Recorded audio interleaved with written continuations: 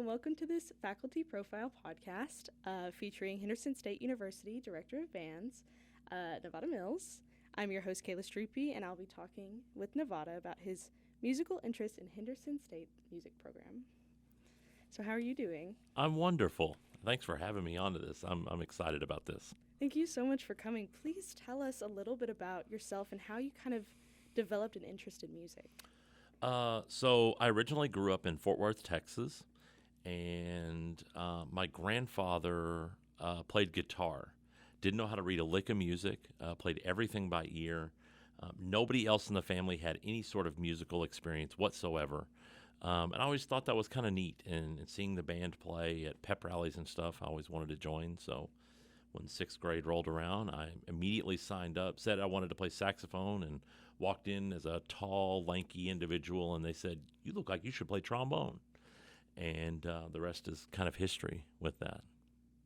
Very cool. What would you say is your favorite genre of music? Oh man, I truly love every genre. So pop, rock, classical, baroque. We can literally go through all of them.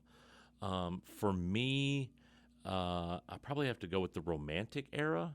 Very passionate music, very loud music, just very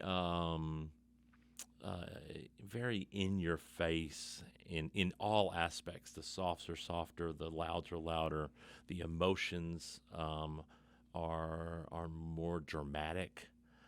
So the Romantic era, that mid 1800s time frame is choice. Would you rather conduct a marching band or a concert band? Oh, see, I feel like I'm being set up here. What a question. So they're both wonderful. So with marching band, it's all about energy. It's all about the energy of the crowd, energy of the performers, that moment on the field where all of those students are being recognized for all the hard work that they're doing and all the hard work that they put on and put in. And then in the concert season, it's that musicality, it's that emotion that we can extract out of the music and out of the students and out of the audience, and maybe put them in a completely different location than where they are. So both. I guess if I've really had to pigeonhole myself, I'd probably go with concert band, just because I think I can extract both sides of it out of concert band. I can get that rah energy as well as that emotional side. There's a belief that music maximizes learning and improves memory. What would you say about that? So music works in our brains in different ways, and we are there to help develop a completely different way of thinking, a completely different side of the brain that is not being utilized in the classroom. We're there for art. We're there for interpretation of a foreign language when you're looking at music. And then, the kinesthetic motor skills at the same time to be able to interpret that. And not in the same ways that we write things down. This is a completely different form. And so, of course, it all ties together. There are plenty of statistics that show us that people that are involved in music, students that are involved in music, have higher ACT and SAT test scores. There are studies that show us that students that are involved in extracurricular activities such as music and band and choir stay around longer. They're tied to the schools longer. They're tied to colleges longer. And these are things that they can use throughout their life. There are 90-year-old musicians that still get up every week and go and perform in ensembles. And it's kind of a beautiful thing to be able to see that and know that that's something you can do forever. So could you tell me a little bit about some of the musical ensembles that students can participate in at Henderson? We've got everything you can imagine. So we have large ensembles, which would consist of our marching band, the show band of Arkansas, that participates in all events in the fall semester. In the spring semester, our large ensembles consist of our wind ensemble, which is our top performing concert band. And then we have our symphony band, which is our second performing ensemble. Both of those are an auditioned group. And then we have other smaller ensembles that take place through various times throughout the year, and then at times throughout the entire year. We have our Ready Basketball Band, the Ready Pep Band that will perform at basketball games. Hoping to see everybody out for the October, or the not October, the February 15th Battle of the Ravine, when we take down OBU again. And then we have other ensembles such as New Fusion, which is this mashup of traditional jazz band and pop music that is arranged by Dr. Rick Diamond, as well as the musicians within the ensemble. Those are almost all arrangements by students and the director. So that's always a fun one. And then we have other small ensembles that consist of just flutes or high brass, which would be your trumpets and horns. We have a trombone choir. We have tuba euphonium choir, percussion ensembles. We have something to fit everybody on campus and everybody that plays an instrument. I was about to say, that's a wide variety. It does sound like you're including so many different types of music and people who can. Even within the jazz band, I mean, we've had accordion players. We have had violin, or aka fiddle players, depending on what we're playing. So literally anybody and everybody can fit into the music program here. That's so cool. The Show Band of Arkansas is probably the most visible group on campus. What are some of the activities and events that the show band participates in? So we participate in all home football games. We do parades, pep rallies, and then, of course, we have during game day itself, it's beyond the halftime. We have the Ready Walk that happens a couple hours before game day start, or before the game starts, which we bring in the football team, get them hyped and pumped, get the audience ready.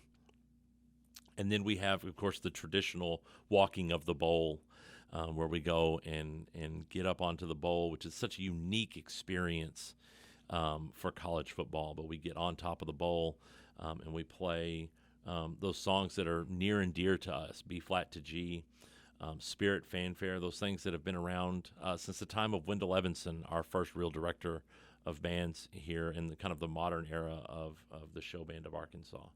I was about to say, on game day, you can normally be seen sporting a sparkling red jacket. Could you tell me a little bit about that? So somehow I magically appeared with this jacket on. I'm not sure how that worked. This jacket is somewhat of an homage to my director while I was here at Henderson.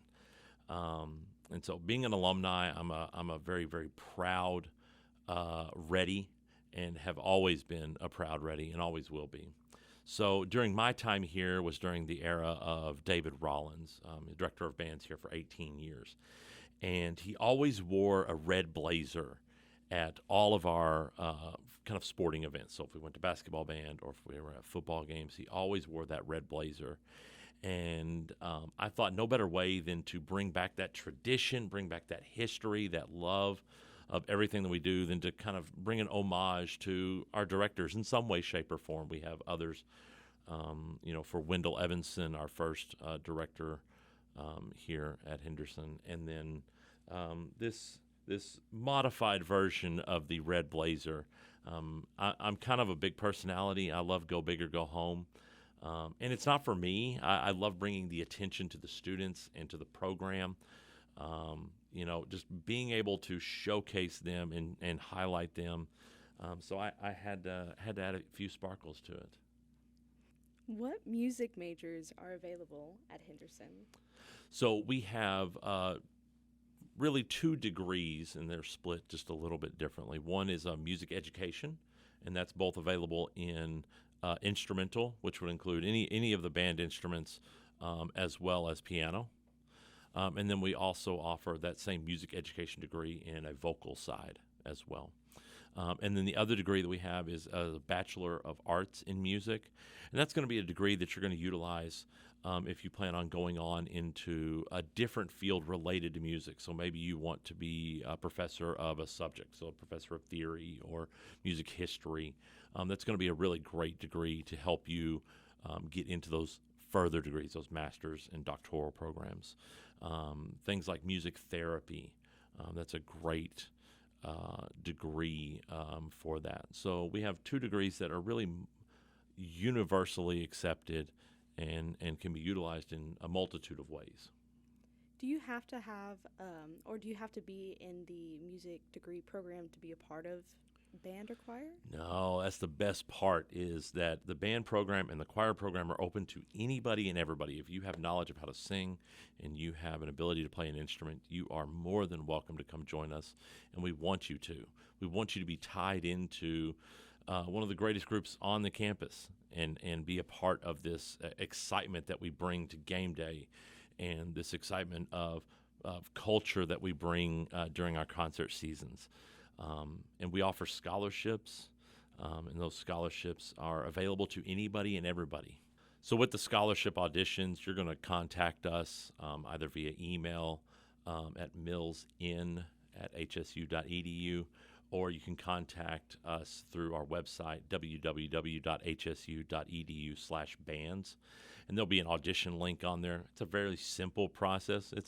We're not American Idol. There's not Simon Cowell sitting back here ready to just grill you like a cheese sandwich. We really want to know what you bring to the table and what we can do to help you be successful in life. So it is a very simple and easy process, and we would love to audition anybody and everybody, whether you're on campus already or whether you're planning to attend in the future. So are the auditions for scholarships also technically the auditions for band or choir, or are those a little different? They're a little bit different. So for the marching band, everybody who is an instrumental major, everyone who plays an instrument, they will automatically be in the marching band. When we go into the concert seasons and we start splitting up the groups, those will be based off of a different audition that will take place. It ties nothing into your scholarship whatsoever. It's just essentially a chair placement and where you line out. And same with choir as well. Could you please tell us something about yourself that most people would probably be surprised to know about you? I have actually driven from Arkadelphia to Kodiak Island, Alaska. And you're asking, how do you drive to an island? Well, I drove most of the way. There's actually a little, they call it a spit. It's Homer, Alaska. I made it there. It took me 7 days to get there. And then I jumped on a little ferry. I should say little ferry. I took a car onto a ferry and ferried over to the island of Kodiak and stayed there for a few days. I had friends that were up there. There's a longer story to it, but friends that were up there, and then flew back and left the car there for them.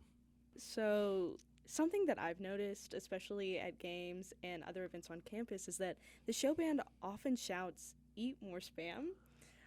So what exactly does that mean, and do you know when it originated?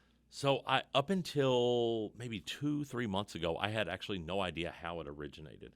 But according to certain individuals, some alumni, this originated sometime in the early 90s, 90, 91, somewhere in that time frame. And in reality, it was just something that somebody randomly said. There was no real intention behind it. It's one of those things where it's so abstract and so obscure and so just out there that it just kind of sticks. And so that was kind of a war chant or a war cry, albeit as silly as it is. And it's just something that stuck. But Spam, if you're watching, we would love for you to sponsor us.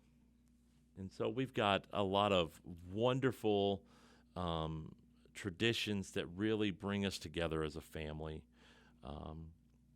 We love doing post-game performances for all of our audience members, for our families, thanking them for supporting us and being here to help us and being here for us. Yeah.